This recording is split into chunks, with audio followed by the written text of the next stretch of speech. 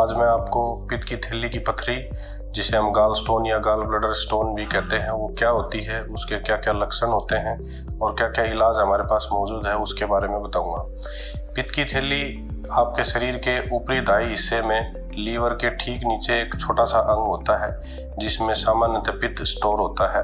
पित्त एक हरा पीला तरल पदार्थ होता है जो हमें खाना पचाने में, स्पेशली फैट डाइट पचाने में हमारी मदद करता है।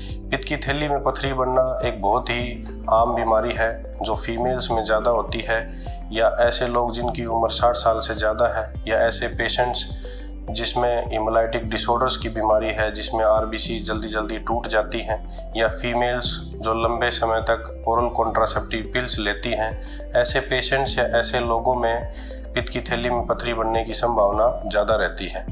पित्त की थैली में पथरी उसके रासायनिक असंतुलन की वजह से बनती है।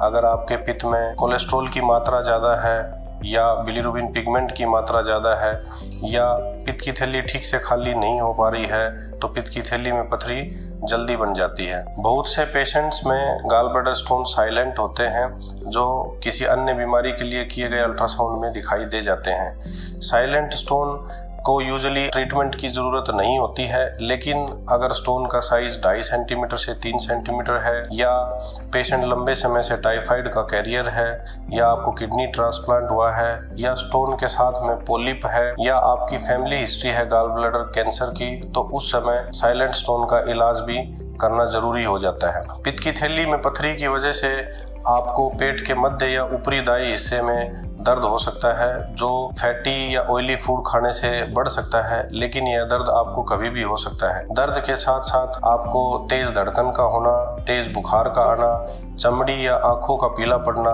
भूख कम या ना लगना इत्यादि भी लक्षण हो सकते हैं। अगर पित्त की थैली की पथरी पित्त के रास्ते में कहीं रुकावट पैदा करती है, तो उस समय आपकी पित्त की थैली फट सकती है, या आपको बहुत ही सीवियर एब्डोमिनल इन्फेक्शन, जिसे हम पेनक्रेटाइटिस कहते हैं, वो हो सकता है, जो कि कभी कभी जानलेवा भी हो सकता है। पित्त की थैली की पथरी ना ही अपने आप से निकलती है, ना ही किसी दवाई से उसे पूरी तरीके से घोला जा सकता है, इसलिए आपको पित्त की थैली की सर्जरी की आवश्यकता आज नहीं तो कल पड़ ही सकती है। अगर क्लिनिकल एग्जामिनेशन और लक्षणों के आधार पर आपको ऑपरेशन की आवश्यकता है, तो ऑपरेशन से पहले कुछ एक जांचें करवाई जाती हैं, जिसमें पेट का अल्ट्रासाउंड, रूटीन ब्लड इन्वेस्टिगेशन और ज़रूरत पड़ने पर सीटी स्कैन या एमआरआई भी करवाई जा सकती है। ऑपरेशन 2 प्रकार से किया जा सकता है, या तो खुला चीरा लगाकर, या दूरबीन या लेप्रोस्कोपिक सर्जरी के द्वारा। लेप्रोस्कोपिक सर्जरी या दूरबीन द्वारा सर्जरी एक बहुत ही अच्छा और सेफ विकल्प है।